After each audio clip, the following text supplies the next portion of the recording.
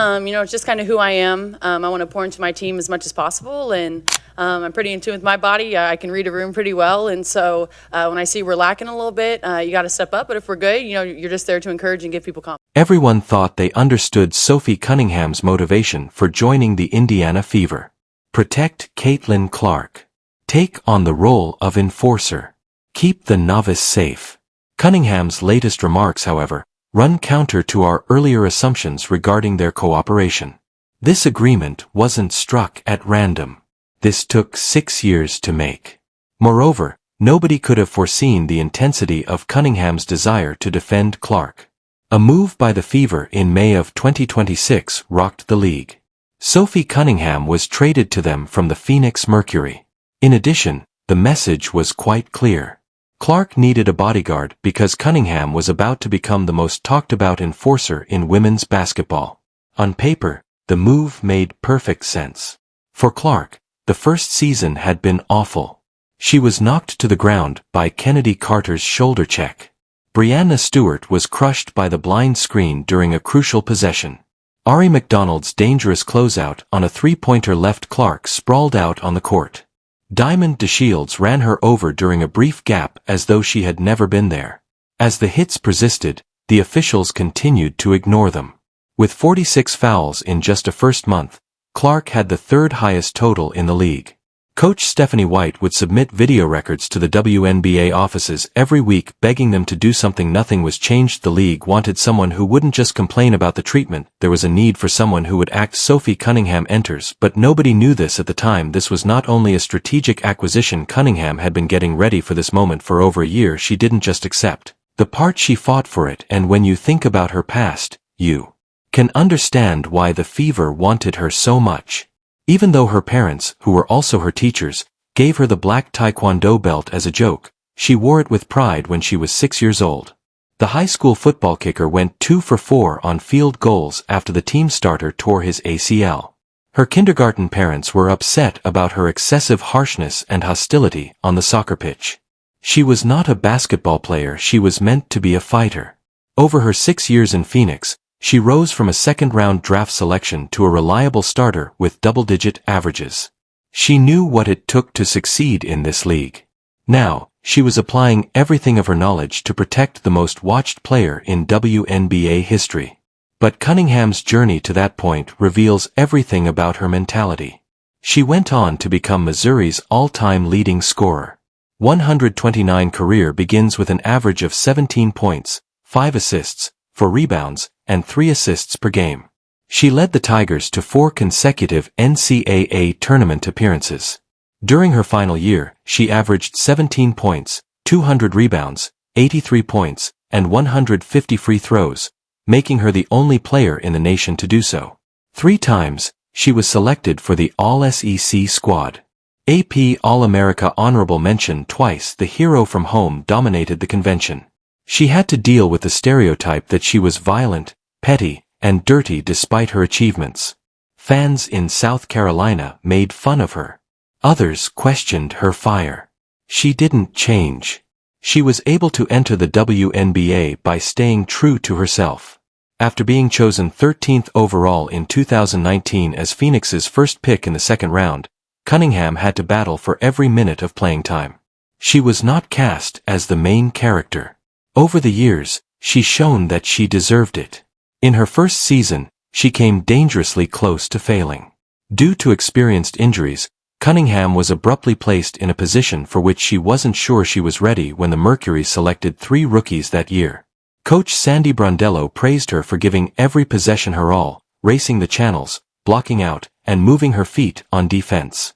But Cunningham's shots didn't begin to fall until she went off one night to battle the Fever. She couldn't have missed it. The coach claimed that she was playing so hard that she was eager to request a replacement. Cunningham is exactly that. She doesn't know how to coast. She had a breakthrough year in 2022, starting 20 of 28 games and averaging 12 points and 4 rebounds. She set a career best against Minnesota with 36 points, 7 three-pointers, and 5 steals. Natasha Cloud praised Cunningham following a pivotal performance, saying, "What Sophie does won't always show up on the box score. She comes down and plays hard every possession on both ends of the floor. It's not a star, but it's vital to winning basketball. Cunningham's hard work, timely threes, positive energy, and hustle made her indispensable to Phoenix. Despite not making the highlights, she evolved into the sixth starter, the X Factor, the player who went above and beyond to win games. She has an unmatched clutch gene. After scoring 12 points in the third quarter alone to begin a comeback against the New York Liberty, Cunningham concluded the 2021 playoffs with a career-high 21 points on 6 three-pointers. She made a dagger three with just over a minute left to give Phoenix an 83-82 victory. In 2026, despite Kalia Copper scored 38 points, Cunningham made the pivotal threes in the final minutes to upset Atlanta 88-85. Coach Nate Tibbetts selected her as the sixth starter, someone so vital that she could switch games for long stretches of time without coming into contact with the ball. When her number was called, she always delivered. Go back in time to May 31, 2026. Portland Fire vs. Indiana Fever. It was the game that made Cunningham famous right away.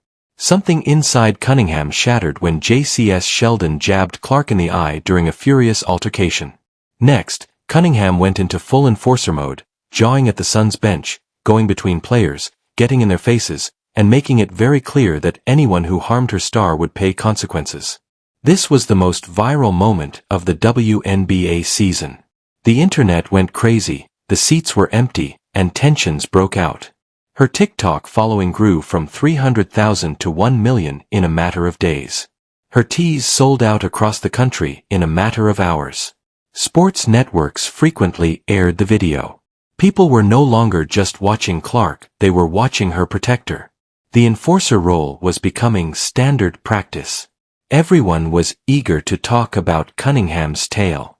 But protecting Clark on the court was just the beginning. The league couldn't agree on Cunningham's next move.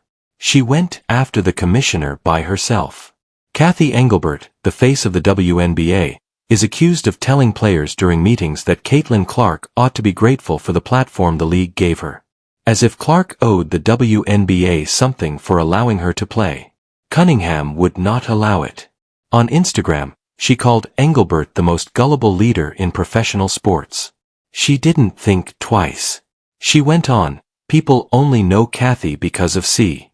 The jabs were deliberate, blunt, and intimate. Cunningham backed up her statements with indisputable statistics. Clark took part in 21 of the 24 games that attracted over 1 million viewers during her first season. The WNBA's $2 billion media deal, which provided the league with unprecedented exposure, was largely influenced by the Clark effect. Ticket sales skyrocketed, goods were flying off the shelves. The commissioner was acting as if Clark owed them something. Cunningham made sure everyone understood how archaic that sounded. She didn't care about the consequences. She spoke what needed to be said. Think about Clark's actual contributions to the league. She broke Pete Maravich's all-time Division I scoring record in both men's and women's NCAA tournament history with 3,951 points. She achieved the first-ever 40-point triple-double, the first player to lose consecutive 40-point games in the women's division. The first Division I player to score 3,000 points, dish out 1,000 assists, and pull down 800 rebounds. She led Iowa to 2 straight national title games. The 2024 championship game was the most watched women's collegiate basketball game ever, with 18.9 million viewers. Her jersey became the best-selling college athlete apparel item on Fanatics, surpassing Shatter Sanders. She was the first college athlete to represent State Farm as an ambassador. At $3.4 million. She earned the highest nil valuation of any female collegiate basketball player. The Iowa women's basketball team sold out their entire ticket schedule and earned $3.26 million, the most ever. She was not merely a basketball player. She changed the game forever. She went on to dominate the WNBA after that. The rookie who broke the rookie scoring record, won Rookie of the Year, set single-game and single-season assist marks, and was chosen for the All-WNBA first team, was the first rookie to record a triple-double. However, the league feigned gratitude. Cunningham could see straight through it. As a result, she and the commissioner went to fight. Because of this, she spoke up when no one else would. Criticizing officiating was Cunningham's signature move.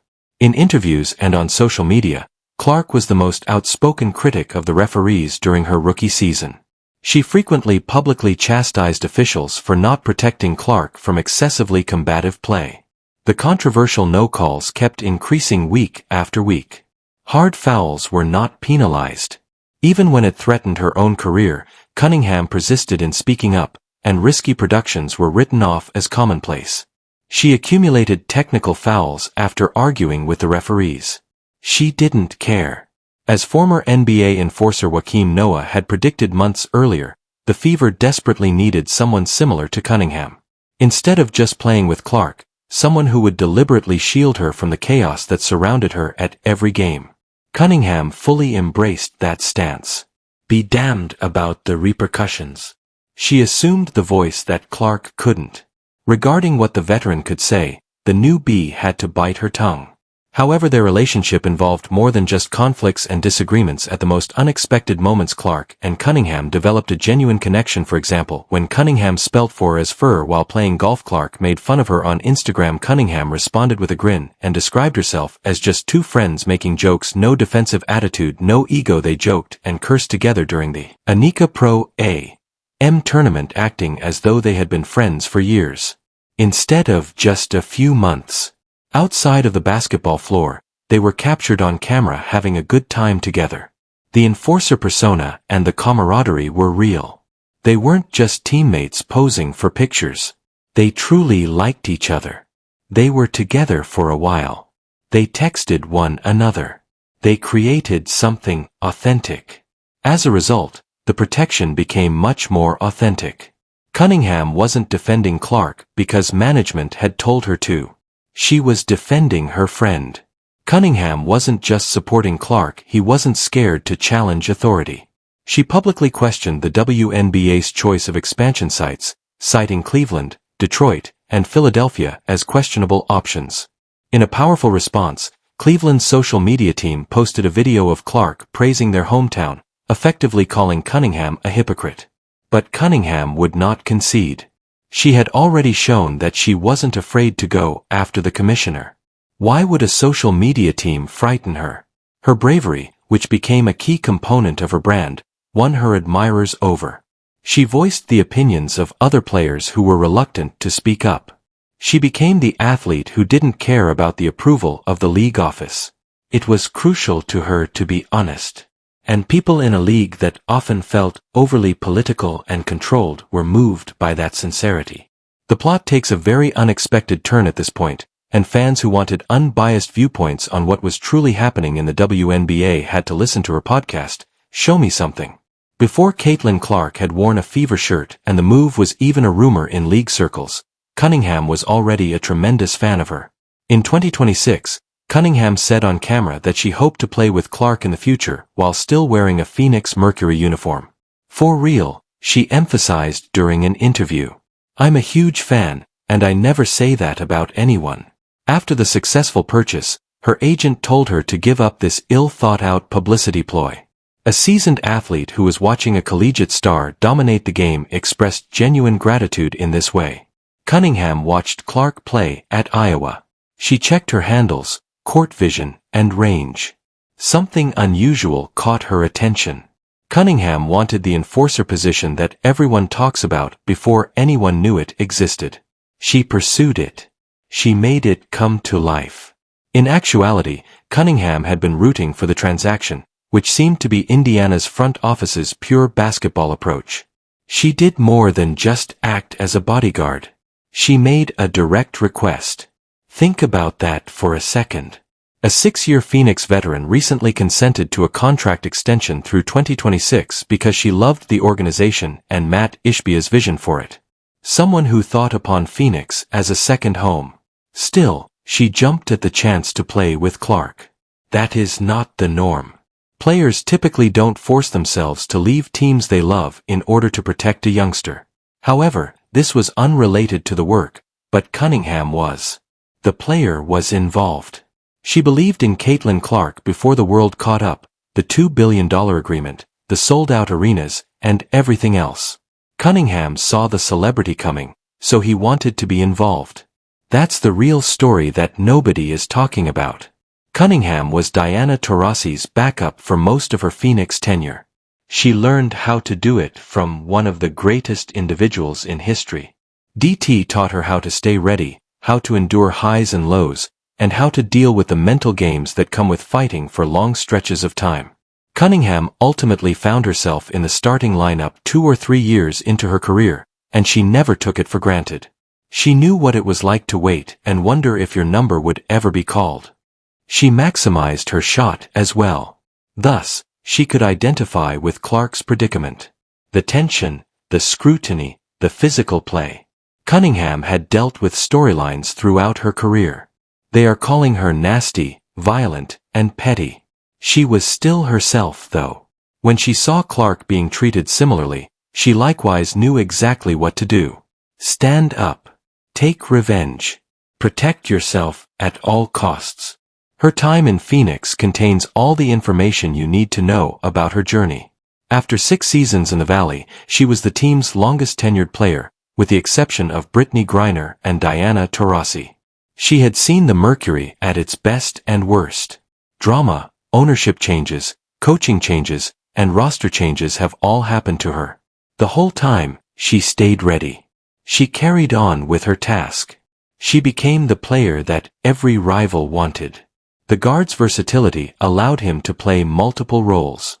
The sharpshooter who delivered timely shots. The hustler performed all the filthy work, a set of abilities that any successful team would want. When the Fever offered her the opportunity to play with someone she genuinely liked, she accepted without hesitation. Everyone is on edge because of this twist. Both Cunningham and Clark suffered injuries that interrupted their seasons in 2025. The seemingly unbreakable bond ran into a difficult roadblock. During a game against Connecticut, Brea Hartley fell and slid onto Cunningham's leg, tearing her right knee's MCL. She announced on her podcast that her first season with Clark was ending early, which devastated her. This opportunity, which she had been waiting for years, vanished in an instant. Clark also sustained an injury later in the season. 2 athletes who were supposed to change the WNBA together were sidelined and watching from the sidelines. The what-ifs started to pile up right away. If they had stayed healthy, what would have happened? To what extent did they succeed? In the postseason, how much damage could they have done? But the real unknowns are not healing or wellness timelines. It is related to the future. Cunningham is free to sign with any team. There is no guarantee that she will return to Indiana. In her own words, to ensure you don't miss anything, please leave a remark, subscribe, and turn on all alerts. Once you click the video on the screen, we'll see you in the next one.